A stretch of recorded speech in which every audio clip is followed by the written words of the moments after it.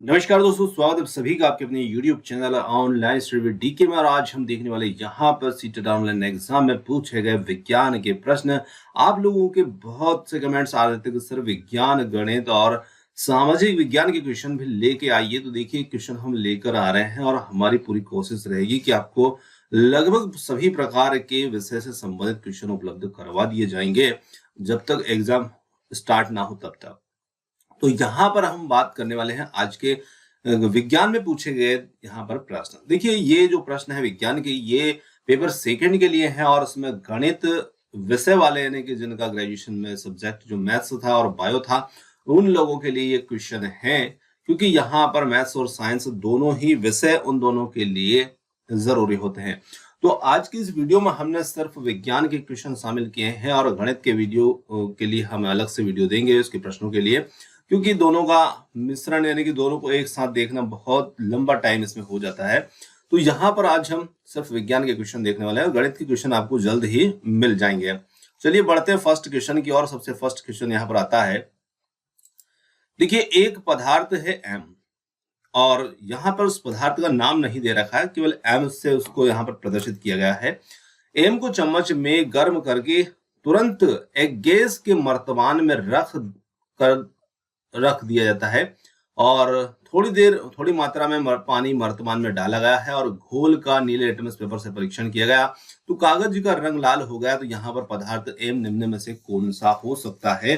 तो देखिए, यहाँ पर इस प्रकार का जब हमें प्रश्न मिलता है तो पूरे प्रश्न को एकदम ध्यान से पढ़ते हैं। तो यहाँ पर 2-3 क्रियाएं जो करवाई गई हैं उनको थोड़ा समझिएगा।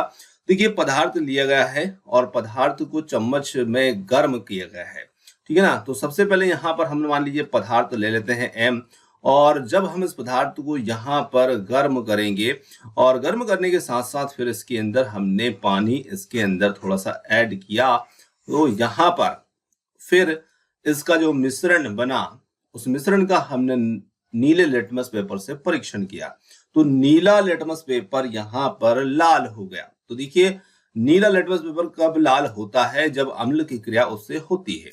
तो यहाँ पर पदार्थ एम कौन सा होगा? सोडियम है, एल्यूमिनियम है, मैग्नीशियम है या फिर है सल्फर? तो यहाँ पर पदार्थ जो हमारा रहेगा वो रहेगा ऑप्शन नंबर 4 सल्फर। अब देखिए, सल्फर क्यों रहेगा? तो जब हम सल्फर को गर्म करते हैं, इसे जलाते हैं, तो सल्फर जो है ये वायु की उपस्थिति में यानी कि ऑक्सीजन के साथ में क्रिया करके जल करके ये बनाता है SO2 गैस। और SO2 गैस जो होती है सल्फर डाइऑक्साइड इसे कहते हैं, और ये जब जल के साथ में मिश्रित होती है तो जल के साथ मिश्रित होकर के ये बनाते हैं H2SO3 यानी कि सल्फ्यूरस अम्ल। देखिए, यहाँ पर सल्फ्यूरस अम्ल जब बना और इस अम्ल का हमने नीले लिटमस पेपर के साथ में परीक्षण किया, ठीक है ना। मतलब इसको जब हमने सल्फ्यूरिक अम्ल जो बन रहा है यहाँ पर H2SO3, इसको हमने लिटमस के साथ में यहाँ पर परीक्षण किया। तो जब हमने इसको लिटमस के साथ में परीक्षण किया गया तो यहाँ पर हमारा जो लिटमस था जो कि नीला था पहले, और वो अब यहाँ पर लाल में बदल गया, यानी कि लाल लिटमस, उसका रंग लाल हो गया। तो देखिए, अम्ल की जब क्रिया लिटमस पेपर पर होती है तो अम्ल से नीला लिटमस जो होता है वो लाल हो जाता है। अब हमें ये ही पता कैसे चलेगा कि भाई यहाँ सल्फर ही हो सकता है, इसमें सोडियम, मैग्नीशियम, एल्यूमिनियम क्यों नहीं हो सकता? तो देखिए, जब हम सोडियम वगैरह, एल्यूमिनियम वगैरह, मैग्नीशियम वगैरह को जलाएंगे तो इनसे इनके ऑक्साइड बनेंगे और जल के साथ भी क्रिया करवाएंगे तो यहाँ पर फिर इनके हाइड्रोक्साइड बनेंगे। और हाइड्रोक्साइड जो रहते हैं वो क्षारी होते हैं, और क्षारी जो होते हैं वो लाल को नीला करने का काम करते हैं, परंतु यहाँ पर नीला लिटमस लाल हो रहा है। तो इसलिए हमें थोड़ा समझना होगा प्रश्न को और उसके विकल्प को देख करके कि यहाँ पर पदार्थ जो है वो सल्फर होगा। चलिए, बहुत ही अच्छा प्रश्न था। अगला प्रश्न यहाँ पर आता है, निम्नलिखित कथनों को पढ़िए। और यहाँ पर कथन है हमारे इस प्रकार से। पहला अभिकथन इसमें दिया है, सेल्यूलोज युक्त खाद्य पदार्थ मानवों के लिए रुक्षांश का अच्छा स्रोत है। कारण है, पाचन के दौरान सेल्यूलोज अवशोषित होकर रेशे में परिवर्तित हो जाता है। और कारण दूसरा R2 भी दिया है, सेल्यूलोज का पाचन करने वाले बैक्टीरिया सेल्यूलोज को रेशों में बदल देते हैं। अब क्या यहाँ पर हमारा जो उत्तर होगा वो ए सही है और R1 ए की सही व्याख्या करता है? ए सही है या R2 ए की सही व्याख्या करता है? ए गलत है और R1 सही है, ए गलत है और R2 सही है। तो यहाँ पर हमें इस प्रकार के प्रश्न को देखना है और इसमें हम पहले उत्तर की बात कर लेते हैं। इसमें उत्तर हमारा होगा पहला विकल्प और फिर उत्तर के बारे में थोड़ी सी चर्चा करते हैं। ए सही है और R1 ए की यहाँ पर सही व्याख्या इसमें करता है। अब देखिए, सबसे पहले यदि हम बात करें तो सेल्यूलोज युक्त खाद्य पदार्थ मानवों के लिए रुक्षांश का अच्छा स्रोत होते हैं। तो देखिए, रुक्षांश जो होते हैं ये क्या होते हैं? तो ये हमारे आहार में हमें भोजन से प्राप्त होने वाले, हमारे पौधों से प्राप्त होने वाले ऐसे रेशे होते हैं जो हमारे लिए भोजन का पाचन बहुत अच्छे तरीके से करते हैं, है ना। इनसे हमें ज्यादा कोई पोषक प्रदान नहीं होता, लेकिन ये हमारे अपचित भोजन से छुटकारा दिलाने में हमारी मदद करते हैं। और कारण इसमें यहाँ पर जो बताया है, पाचन के दौरान सेल्यूलोज अवशोषित होकर के रेशों में परिवर्तित हो जाता है ना। तो बिल्कुल जब इसका पाचन होता है तो यह अवशोषित होकर के रेशों में परिवर्तित हो जाता है।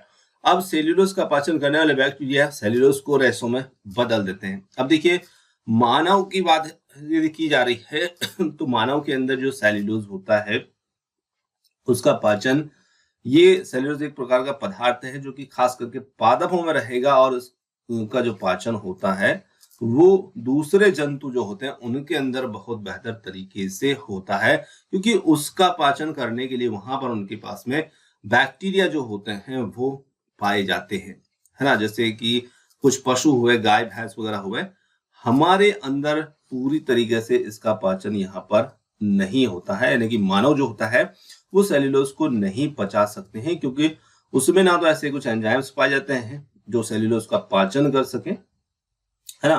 तो सेल्यूलोज जो होता है ये पाचन तंत्र में जीवाणु के विकास में जरूर मदद यहाँ पर करता है। चलिए, तो ऑप्शन फर्स्ट यहाँ पर इस प्रश्न का उत्तर हो जाएगा। दूसरा यहाँ पर आता है अगला प्रश्न, निम्नलिखित में से किसमें कोई एंजाइम नहीं होते हैं? तो देखिए, निम्नलिखित में से किसमें यहाँ पर कोई एंजाइम नहीं होंगे? तो यहाँ पर हम देखें, पित्त रस है, अग्नाशय है, आमाशय रस है या लसीका रस है। तो देखिए, पित्त रस जो होता है इसके अंदर यहाँ पर किसी भी प्रकार के कोई एंजाइम यहाँ पर नहीं पाया जाएगा। और पित्त रस जो होता है ये क्या होता है? तो देखिए, जो यकृत की कोशिकाएं होती हैं उनसे पित्त का स्त्राव होता है, जो यकृत की नलिका से होते हुए एक पतली थैली जिसे हम पित्ताशय कहते हैं में सांद्रित और जमा हो जाता है, जिसे हम पित्ताशय कहते हैं। और यहाँ पर पित्त रस जो होता है इसमें किसी प्रकार का कोई एंजाइम नहीं होता है। जो पित्त रस होता है ये वसा के पाइसीकरण में मदद करता है। तो ऑप्शन नंबर फर्स्ट इसमें विकल्प बन जाएगा। आगे देखिए, यहाँ पर अगला प्रश्न आता है, दो पात्र ए और बी क्रमशः 0 डिग्री सेल्सियस और पर 50 ग्राम बर्फ और 0 डिग्री सेल्सियस पर 50 ग्राम पानी है। यदि दोनों पात्रों को फ्रिज में रख करके ऊष्मीय संतुलन प्राप्त करने दिया जाए तो निम्नलिखित में से कौन सा कथन सत्य होगा? देखिए, ए और बी दो करके दो यहाँ पर पदार्थ लिए गए हैं और दोनों को 0 डिग्री सेंटीग्रेड पर हमने 50 ग्राम बर्फ और 0 डिग्री सेंटीग्रेड पर 50 ग्राम पानी लिया है। तो ए यहाँ पर जो है वो बर्फ है और बी यहाँ पर जो है वो पानी है। दोनों पात्रों को यदि हम फ्रिज में रख देते हैं तो क्या होगा? बी ए की अपेक्षा अधिक, ए अधिक उष्मक होएगा या ए की अपेक्षा बी अधिक उष्मक होएगा, या फिर ए बी दोनों समान उष्मक होंगे, या फिर अगला है, यह निर्धारित नहीं किया जा सकता है कि कौन अधिक ऊष्मा इसमें यहाँ पर होएगा। तो यहाँ पर हम कह सकते हैं कि ए की अपेक्षा बी जो है वो अधिक ऊष्मा यहाँ पर होएगा, यानी कि विकल्प नंबर जो दूसरा यहाँ पर रहेगा हमारा ये रहेगा, क्योंकि ए की अपेक्षा बी अधिक उष्मक होएगा, क्योंकि जब फ्रिज में जब हम रखेंगे तो 0 डिग्री की बर्फ तक अवस्था तक आने में जो हमारा पानी होगा उसका वो अधिक ऊष्मा होएगा। तो ऑप्शन नंबर यहाँ पर दूसरा इस प्रश्न का उत्तर हो जाएगा। आगे देखिए, अगला क्वेश्चन आता है, हमारे प्रबाहु में कोहनी का जोड़ घर के दरवाजे के कब्जे की भांति चलता है और ये यहाँ पर कौन सी संधि है? तो यहाँ पर यदि हम संधि की बात करें, कंदुक खल्ली का कीलक संधि है या फिर है धुराग्री संधि या फिर हिंज संधि या स्थिर संधि। तो इस प्रकार की संधि जो होती है उसे हम हिंज संधि के नाम से भी यहाँ पर जानते हैं। तो ऑप्शन नंबर थर्ड इसमें यहाँ पर हमारा इस प्रश्न का उत्तर हो जाएगा। चलिए आगे देखते हैं, अगला क्वेश्चन आता है, निम्नलिखित में से कौन से विशिष्ट लक्षण पर्वतीय वृक्षों क्षेत्र के वृक्षों के हैं? तो यहाँ पर लक्षणों को देखिए, तिरछी शाखाएं, सुईनुमा पत्तियां, मोम जैसा मोटा तना और लंबी गहरी जड़ें, यानी कि यहाँ पर 4 लक्षण दिए गए हैं और इनमें से हमें ये देखना है कि कौन से लक्षण पर्वतीय क्षेत्र के वृक्ष के हैं। तो यहाँ पर यदि हम बात करें तो तिरछी शाखाएं और दूसरा जो है सुईनुमा पत्तियां, यानी कि ए और बी जो होगा वही इसका उत्तर होगा। पर्वतीय क्षेत्र के वृक्ष जो होते हैं उनकी शाखाएं तिरछी होती है और उनकी पत्तियां जो होती है वो सुईनुमा होती है। और ये इस प्रकार का अनुकूलन वहां के पौधों में होता है क्योंकि पहाड़ी या पर्वतीय क्षेत्र में होते हैं तो पानी और जो बर्फ होती है वो उनकी पत्तियों से शीघ्रता से नीचे की और सरलता से नीचे की ओर खिसक कर चली जाती है। तो इस प्रकार का अनुकूलन वहां के पौधों में पाया जाता है। आगे देखिए, नीचे दिए गए कथनों को पढ़िए और सही विकल्प का चयन कीजिए। अभिकथन है यहाँ पर, समुद्र के किनारे जैसे कम ऊंचाई वाले स्थानों पर पानी आसानी से उबलता है।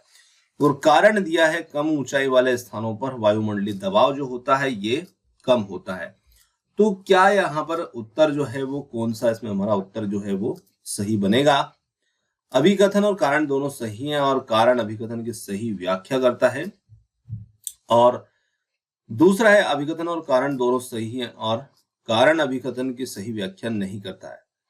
थर्ड है, यहाँ पर अभिकथन सही है परंतु कारण सही नहीं है और अभिकथन और कारण दोनों यहाँ पर सही नहीं है। तो देखिए, अभिकथन और कारण दोनों को यदि आप ध्यान से देखें तो दोनों ही यहाँ पर सही नहीं है। तो यदि हम बात करें तो देखिए, समुद्र के किनारे जैसे कम ऊंचाई वाले स्थानों पर पानी जो है आसानी से उबलता है, तो ये यहाँ पर सही नहीं है। और कारण देखिए, कम ऊंचाई वाले स्थानों पर वायुमंडलीय दबाव जो होता है वो कम होता है। तो कम ऊंचाई वाले पर ज्यादा रहता है, अधिक ऊंचाई पर दबाव जो होता है वो कम होता है। तो इस प्रकार से यहाँ पर हम कह सकते हैं कि दोनों ही यहाँ पर गलत हैं, यानी कि सही नहीं है। आगे अगला प्रश्न यहाँ पर आता है कि हवा से तेल में गति करने वाली प्रकाश की किरण के लिए निम्न में से कौन सा कथन यहाँ पर सत्य है। तो यहाँ पर यदि हम देखें तो हवा यहाँ पर एक प्रकार का माध्यम है जो कि एक सरल माध्यम है और तेल यहाँ पर हवा की अपेक्षा जो एक सघन माध्यम है। तो क्या होगा, तो हम थोड़ा से यहाँ पर यदि समझें तो जैसे मान लीजिए कि यहाँ पर माध्यम ऊपर जो है वो यहाँ पर वायु है और नीचे माध्यम जो है वो तेल है और यहाँ से वायु से जब प्रकाश की किरण इस पर आपतित होती है, यहाँ अभिलंब मान लेते हैं तो ये माध्यम नीचे का जो है ये सघन है और सघन माध्यम जब होता है तो प्रकाश किरण अभिलंब की ओर झुक जाती है और विरल होता है तो दूर हट जाती है। तो यहाँ पर झुकने का ही कारण नहीं पूछा है, सिर्फ ये पूछा है प्रकाश की गति कम होगी, प्रकाश की गति बढ़ेगी, प्रकाश की गति में क्या परिवर्तन होगा और किरण अभिलंब से दूर होगी, झुकेगी, ये भी बताना है। दो चीजें यहाँ पर पूछी है। तो देखिए, हम यहाँ पर सीधे सीधे कह सकते हैं कि प्रकाश की जो गति है वो कम हो जाएगी और प्रकाश की किरण जो है वो अभिलंब की ओर झुक जाएगी। अब देखिए, कम क्यों हो जाएगी गति, तो हम सीधे सीधे एक उदाहरण लेते हैं कि आपको एक समतल मैदान पर दौड़ने के लिए दिया जाता है, यानी कि जहां पर किसी प्रकार का अवरोध आपको देखने को नहीं मिलता है, वहां आप तेज दौड़ पाएंगे या घने जंगल में आप तेज दौड़ पाएंगे, यानी कि माध्यम सघन हुआ तो प्रकाश की गति जो है वो कम हो जाएगी और खुला माहौल मिलेगा तो वहां पर प्रकाश की गति तेज होगी। तो क्योंकि प्रकाश की किरण वायु से तेल में जा रही है तो पहला विकल्प इसमें बन जाता है उत्तर। चलिए आगे बढ़ते हैं और अगले प्रश्न को देखते हैं।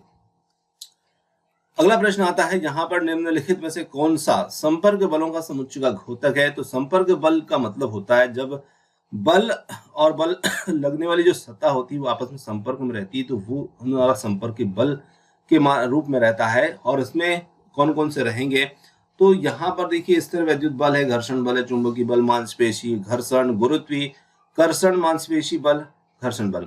तो यहाँ पर हमारा जो उत्तर गुरुत्व बल, स्थिर वैद्युत बल या घर्षण, इनमें से कौन सा होगा, तो यहाँ पर उत्तर बनेगा ऑप्शन नंबर 3 जो होगा, जिसे हम कर्षण मांसपेशी बल और घर्षण बल कहते हैं। यहाँ पर ये संपर्क बलों का एक समुच्चय यहाँ पर उदाहरण इसका रहेगा। अब देखिए, कर्षण बल को देखें तो कर्षण बल जो होता है क्या होता है, किसी तरल के अंदर गति करने वाली वस्तु पर सापेक्ष गति और के विपरीत दिशा में लगने वाला जो बल होता है उसको हम कहते हैं कर्षण बल। बाकी मांसपेशी बल है, आपकी मांसपेशियों के माध्यम से किसी भी वस्तु को आप रस्सी को पकड़ करके खींचते हैं, ये भी एक प्रकार का मांसपेशी बल है। घर्षण बल दो सतहों के बीच में होता है, घर्षण के कारण जो बल लगता है, यानी कि हम जमीन पर चलते हैं तो पैर और जमीन के बीच में भी घर्षण बल होता है ना। तो ऐसे यहाँ पर ये संपर्क बलों के उदाहरण है। आगे देखिए, एक चुंबक का टुकड़ा दो टुकड़ों में टूट गया है और दोनों टुकड़ों को पास लाया जाए तो क्या होगा। तो देखिए, जब एक चुंबक हम लेते हैं और चुंबक जो है वो कहीं से भी यदि हम टूट जाती है बीच में से, तो चुंबक के जो दो ध्रुव होते हैं एन और एस, और ये बीच में से यदि टूट जाता है तो हर टुकड़ा अपने आप में एक पूर्ण चुंबक बन जाता है, यानी कि उसमें भी दो ध्रुव जो होते हैं वो बन जाते हैं, है ना। और जिसमें जिधर एन था उसके सामने यहाँ पर एस बन गया, इस प्रकार से ये चुंबक बन जाएगा। अब ये दोनों टुकड़े एक दूसरे को प्रतिकर्षित करेंगे या आकर्षित करेंगे, क्या होगा। तो यहाँ पर हम कह सकते हैं कि ये दोनों टुकड़े जो हैं एक दूसरे को यहाँ पर यदि इस रूप में है तो ये आकर्षित करेंगे। दूसरा है यहाँ पर यदि ये अपोजिट रहेंगे, इनकी जो सिरे है सजाती वो एक जैसी और रहेंगे, तो यहाँ पर हम कह सकते हैं एस एस वाले सिरे रहेंगे तो ये यहाँ पर प्रतिकर्षित भी कर सकते हैं। तो देखिए, यहाँ पर हमारा जो उत्तर इसमें बन जाता है वो बन जाता है, क्योंकि इनमें आकर्षण भी हो सकता है, प्रतिकर्षण भी हो सकता है। तो यहाँ पर हम कह सकते हैं कि सीधे सीधे आकर्षित करेंगे या प्रतिकर्षित करेंगे, ये डिपेंड करेगा कि हमने उनके सिरों को कैसे रखा है। तो यहाँ पर ऑप्शन नंबर 3 जो होगा ये हमारा उत्तर होगा। आगे अगला प्रश्न हमारा काफी मजेदार प्रश्न है। कक्षा के एक प्रयोग के दौरान एक शिक्षक ने दो वस्तुओं को लेकर के उन्हें पानी में डुबो दिया और फिर उन्हें कमानीदार तुला के द्वारा प्रयोग करके पाठ्यांकों को निम्न प्रकार से शिक्षक ने रिकॉर्ड किया। अब यदि हम यहाँ पर देखें तो वायु में पत्थर का भार है, यानी कि हवा में पत्थर का वजन कितना है वो हमें दे रखा है 92। पानी में पत्थर का भार वो दे रखा है हमें x, यानी कि वो ज्ञात नहीं है। और विस्थापित तरल का भार, यानी कि उस पत्थर के द्वारा पानी में कितना भार हटाया गया वो दिया 16। और वस्तु पर लगने वाला उत्प्लावन बल ये हमें दे रखा है यहाँ पर। अब देखिए, यहाँ पर हमें इसके विकल्प आप देख सकते हैं, इस प्रकार से इसके विकल्प हैं। तो मैं यहाँ क्वेश्चन की मदद लूंगा, इसमें विकल्प को हम बाद में देख लेंगे। तो देखिए, यहाँ पर यदि हम बात करें तो आपको दो चीजें यहाँ पर अनुपस्थित है और ए और बी के रूप में दो अलग अलग वस्तु थी यहाँ पर। तो देखिए, यहाँ पर पत्थर का जो भार है वो हवा में है, यानी कि जब हम सामान्य कमरे वगैरह के अंदर उसको तोल रहे हैं तो उसका वजन न्यूटन में इतना आया। और यहाँ पर पानी में पत्थर को रखा, यानी कि उसी पत्थर को हमने पानी के अंदर लटकाया तो उसमें उसका वजन जो है वो हमें कितना हो जाएगा। तो देखिए, यहाँ पर उस पत्थर ने कितना पानी विस्थापित किया, मतलब हटाया, तो 16 न्यूटन उसने हटाया। तो ये जो 16 होगा इसी को हम उत्प्लावन बल कहते हैं। आर्किमिडीज का जो सिद्धांत तो होता है वो कहता है कि कोई वस्तु जितना तरल विस्थापित करती है, यानी कि पानी को हटाती है, वही उसके लिए उत्प्लावन बल होता है। तो यहाँ पर यदि हम देखें तो ये जो हमारा y होगा, इस y का मान उतना ही रहेगा जितना कि यहाँ पर दे रखा है, यानी कि विस्थापित करेगा उतने ही जल का भार उत्प्लावन बल के रूप में रहेगा। तो यहाँ हमें पता चल गया। अब देखिए, कोई भी वस्तु जो है वो बाहर पानी से बाहर उसका वजन ज्यादा रहता है, पानी के अंदर उसका वजन कम होता है। कम क्यों होता है? क्योंकि वो वस्तु उतना जल जो है वो स्थापित कर देती है और उतनी ही उसके वजन में कमी आती है। तो देखिए, यहाँ पर वस्तु ने कितना जल विस्थापित किया, 16 न्यूटन। तो यहाँ पर हम इसको घटा देते हैं, तो 92 से हम ये 16 को घटा देते हैं, तो 12 में से 6 गए 6, यहाँ पर 2 7, 9 में से 2 गया 7, 76 न्यूटन यहाँ पर आ जाता है इसके लिए। तो ये हो जाता है x का मान। सेम इसी प्रकार से यहाँ पर हमारे दूसरी टेबल में भी यहाँ पर b दिया है। तो देखिए, यहाँ पर पानी में पत्थर का भार, तो पानी में 70 किलो है, उस पर लगने वाला बल जो है वो 10 है। तो यहाँ वस्तु का बाहर हवा में वजन कितना हो जाता है 80, क्योंकि 70 और 10 जोड़ देंगे 80। और जितना उत्प्लावन बल है उतना ही भार वो उतना ही तरल विस्थापित करेगा, तो यहाँ पर भी आ जाएगा 10। अब आप यहाँ पर x, y, z, q की वैल्यू देख सकते हैं और यही वैल्यू आपको विकल्प के रूप में चयन में करना है। देखिए, x का मान हमें मिला है 76 के लिए ये हो जाता है तीसरा विकल्प। Y के लिए 16 है, इसमें ये भी दे रखा है। Z के लिए यहाँ पर 10 है, ये भी दिया है, और Q के लिए यहाँ पर 80 है। तो बिल्कुल तीसरा विकल्प बन जाता है इस प्रश्न के लिए उत्तर। आगे देखते हैं, अगला प्रश्न आता है यहाँ पर, निम्नलिखित कथनों पर विचार कीजिए और सही कथन को चुनिए। कथन S1 है, उगता हुआ सूर्य प्रत्येक मौसम में दिशा निर्धारित करने का मार्गदर्शक नहीं माना जाता। और कथन S2 है, यहाँ पर सूर्योदय का बिंदु लगातार यहाँ पर बदलता रहता है। S3 है, ग्रीष्म अयनांत के दौरान सूर्योदय का बिंदु उत्तर दिशा की ओर खिसक जाता है। और S4 है, यहाँ पर शीतकाल अयनांत के दौरान सूर्योदय का दक्षिण बिंदु दक्षिण दिशा की ओर खिसक जाता है। अब यहाँ पर इसमें कौन सा कथन यहाँ पर सही है, यानी कि 4 कथन दे दिए और पूछ लिया कौन सा S1 S2 है, या फिर S1 S2 S3, या फिर S2 S3 S4। तो यहाँ पर 2 कथन सही हैं, जो कि होंगे S1 S2 के रूप में। और S1 S2 के रूप में यदि आप देखें तो उगता हुआ सूर्य प्रत्येक मौसम में दिशा का निर्देशक नहीं माना जाता है, यानी कि उसकी स्थिति बदलती रहती है। और दूसरा है, सूर्योदय का बिंदु लगातार बदलता रहता है। और बाकी तो यहाँ पर गलत है। चलिए आगे देखते हैं, अगले प्रश्न की बात करें। 3 परखनलियां ABC हैं और सभी में बराबर आयतन एवं सांद्रता वाले रंगहीन तरल पदार्थ हैं, और तीनों परखनलियों में एक एक बूंद फेनाफ्थलीन की डाली जाती है। और जहां पर A तथा B अवलोकन करने पर यह पता चलता है कि A और B रंगहीन रहती है, जबकि परखनली C का रंग गुलाबी हो जाता है। जब परखनली C के इस गुलाबी घोल को A और B में डाला गया तो देखा गया कि A रंगहीन है किंतु B गुलाबी रंग ले लेता है। और निम्न में से कौन सा निष्कर्ष सही है? तो देखिए यहाँ पर अब हम परखनली लेते हैं A और दूसरी परखनली B और तीसरी है C, और तीनों में फेनाफ्थलीन की एक एक बूंदे डाली गई, तो हमने तीनों में डाल दिया। तो यहाँ पर A और B जो थी वो रंगहीन थी और ये भी रंगहीन थी, और इसी के साथ में C जो थी वो गुलाबी हो गई अवलोकन करने पर हमने देखा। तो देखिए यहाँ पर जो आपकी रासायनिक क्रिया है वो फेनाफ्थलीन की, आपको अम्ल और क्षार के साथ में क्रिया पता होना चाहिए कि अम्ल के साथ में फेनाफ्थलीन जो होता है किस प्रकार की क्रिया करता है, और क्षार के साथ में ये किस प्रकार की क्रिया करता है। तो देखिए फेनाफ्थलीन जो होता है जब अम्ल के साथ में क्रिया करता है तो उसमें फेनाफ्थलीन जो है वो कोई रंग परिवर्तन नहीं होता है। तो देखिए, और क्षार के साथ जब ये होता है तो गुलाबी रंग में बदल जाता है।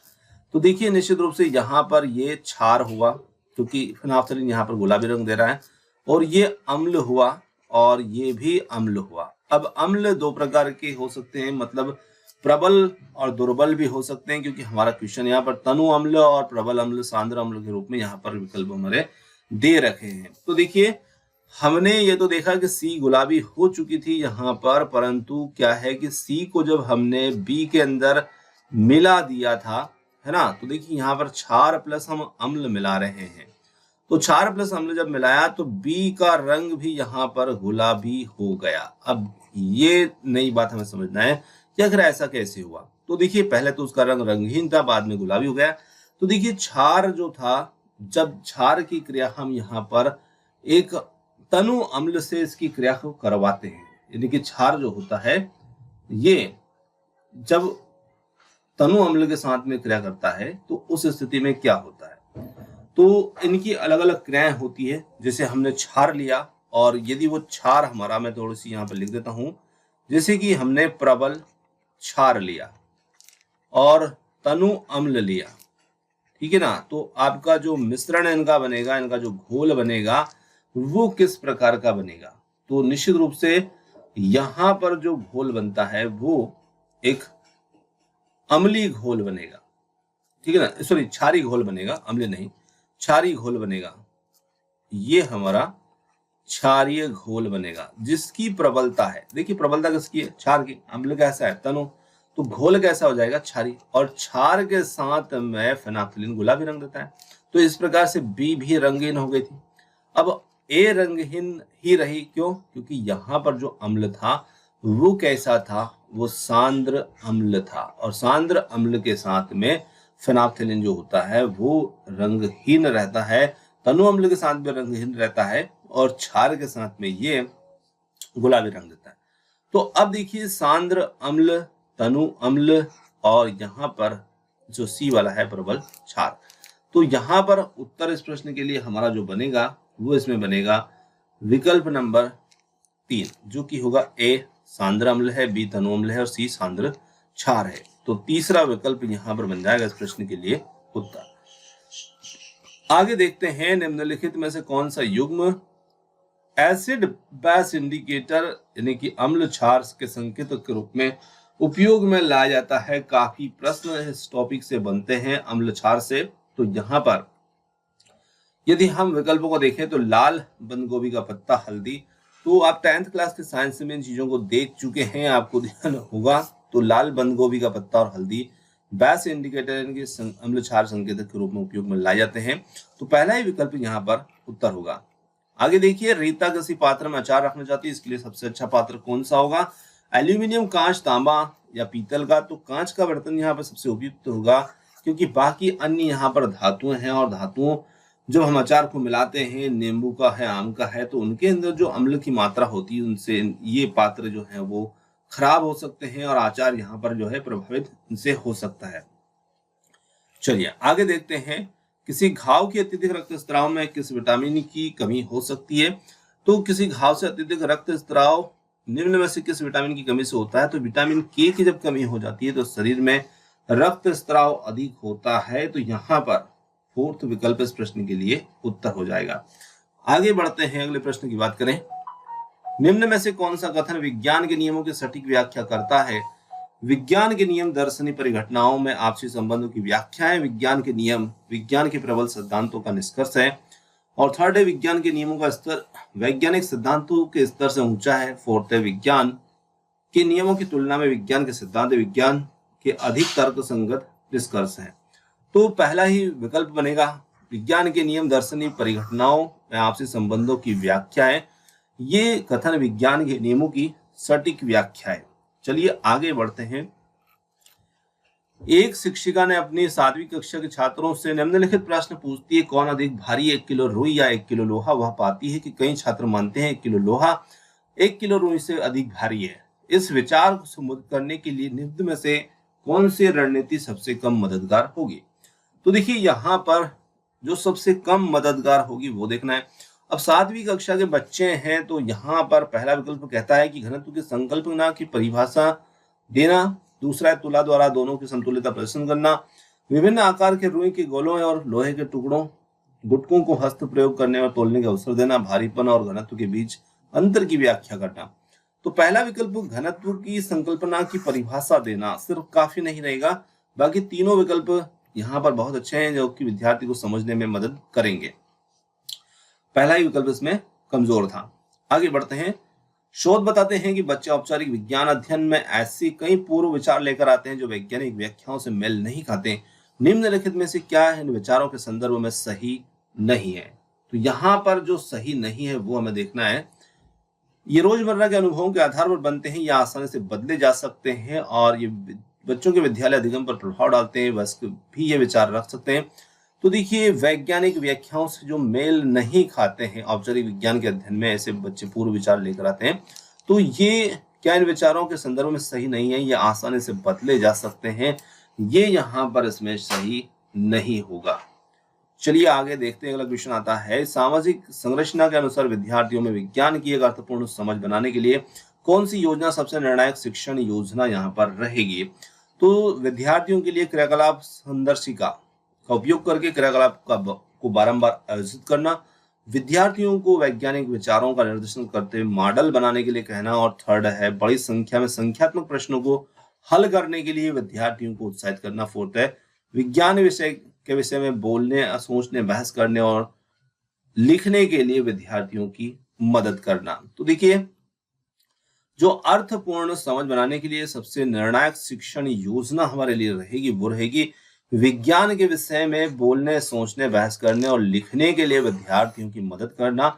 चौथा विकल्प यहाँ पर हो जाता है इस प्रश्न के लिए उत्तर। अगला प्रश्न हमारा यहाँ पर आता है, प्रकाश का वायु में प्रवेश करके निम्नलिखित माध्यमों से गुजरते हुए बाहर निकलता है। माध्यम है ABCDE और अपूर्णांक दे रखे हैं। यहाँ पर निम्नलिखित में से कौन सा प्रकाश के वेग में होने वाले परिवर्तन को सही तरीके से या सही क्रम में यहाँ पर प्रदर्शित कर रहा है। तो देखिए यहाँ पर जो क्रम है घटेगा बढ़ेगा बढ़ेगा बढ़ेगा घटेगा, तो यहाँ पर सीधे मैं उत्तर को टिक कर देता हूँ जिससे आपको समझने में थोड़ी सी आसानी होगी।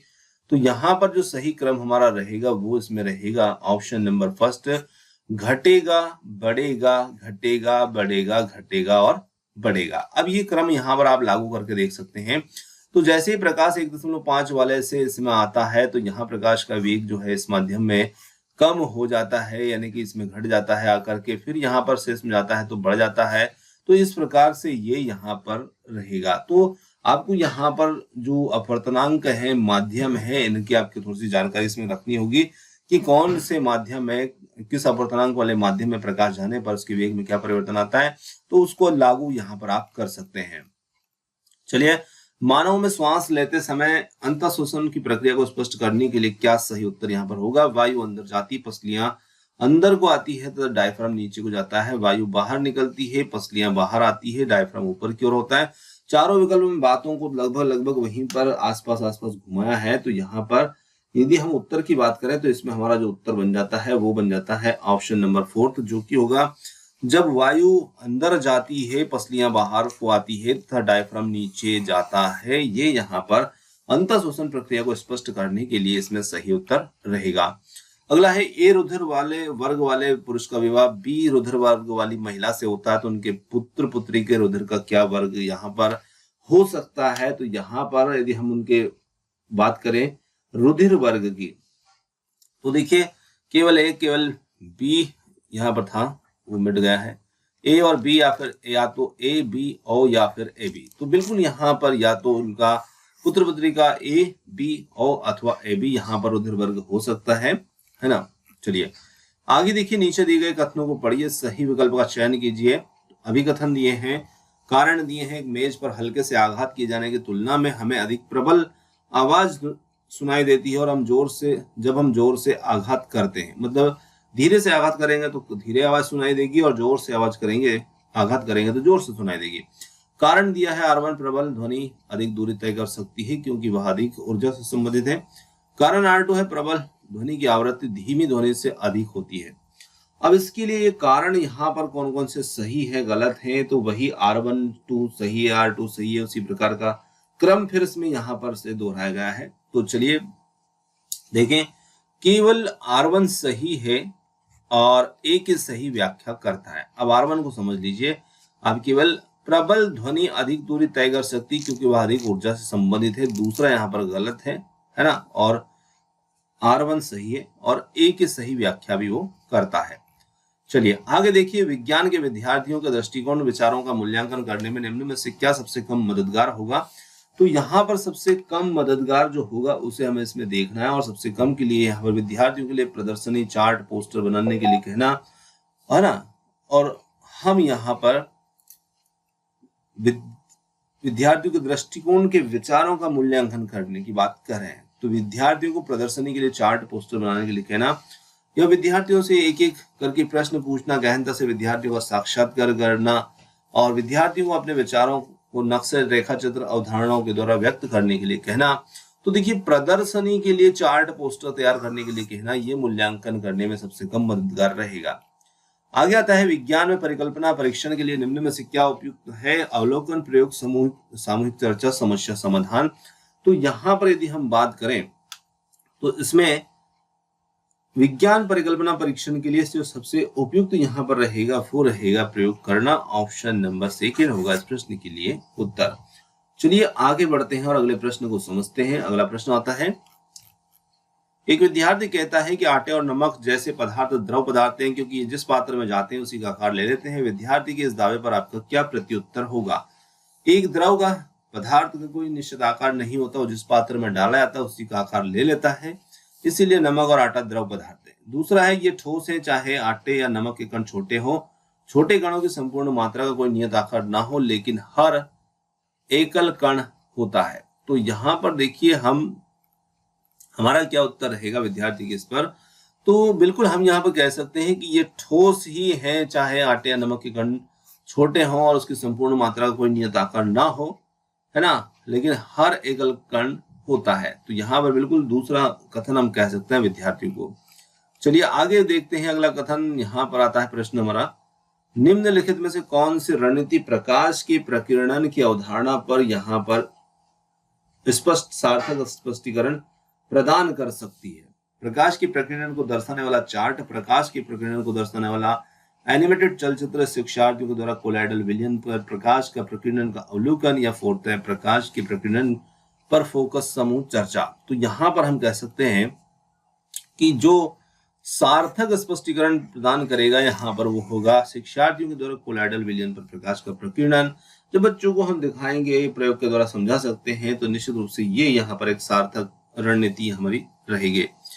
आगे अगला प्रश्न आता है, निम्नलिखित में से कौन सा एक रचनावादी विज्ञान से कक्षाओं का लक्षण नहीं है। देखिए लक्षण नहीं पूछा है और वो यहाँ पर क्या रहेगा, छात्र एक आंकिक प्रश्न को हल करने के लिए विभिन्न तरीकों पर चर्चा कर रहे हैं। शिक्षिका छात्रों के त्रुटिपूर्ण उत्तरों को अनदेखा कर रही है। क्षेत्रीय भ्रमण के दौरान शिक्षिका बच्चों की बातचीत को ध्यानपूर्वक सुन रही है। बच्चे अन्वेषण की योजना बना रहे हैं। तो यहाँ पर हम कह सकते हैं कि इसमें हमारा जो दूसरा विकल्प होगा, ये शिक्षिका छात्रों के त्रुटिपूर्ण उत्तरों को अनदेखा कर रही है, विज्ञान कक्षाओं का लक्षण ये नहीं रहेगा। आगे अगला क्वेश्चन आता है, राष्ट्रीय पाठ्यचर्या रूपरेखा 2005 के अनुसार निम्न में से कौन सा उच्च प्राथमिक स्तर की विज्ञान शिक्षा का उद्देश्य नहीं है। तो यहाँ पर कौन सा उद्देश्य नहीं रहेगा, सैद्धांतिक सिद्धांतों की खोज, सत्यापन के लिए योजनाबद्ध प्रयोग का उपकरण के तौर पर उपयोग, और सुपरिचित अनुभवों के आधार पर विज्ञान की अवधारणाओं से सीखना, सरल प्रौद्योगिकी इकाइयों मॉड्यूल हाथों के द्वारा तैयार करना, विज्ञान की अवधारणा को जानने के लिए क्रियाकलाप और प्रयोगों को करना। तो देखिए हम बात उच्च प्राथमिक स्तर की कर रहे हैं और सिद्धांतों की खोज बच्चे यहाँ पर नहीं कर पाते हैं क्योंकि उनका स्तर अभी थोड़ा छोटा होता है। तो पहला ही विकल्प यहाँ पर हो जाता है उत्तर। तो दोस्तों यहाँ पर आज के हमारे विज्ञान से संबंधित 30 अति महत्वपूर्ण प्रश्न समाप्त तो होते हैं। क्वेश्चन में थोड़ा सा समय ज्यादा लगता है क्योंकि बात यदि हम पूरी करते हैं तो और भी ज्यादा समय लगता है यदि हम हर प्रश्न के ऊपर बात करते, तो इसलिए थोड़ा सा जल्दबाजी में यहाँ पर आपको वीडियो दिया गया है ना, आपके समय का थोड़ा सा ध्यान रखते हुए।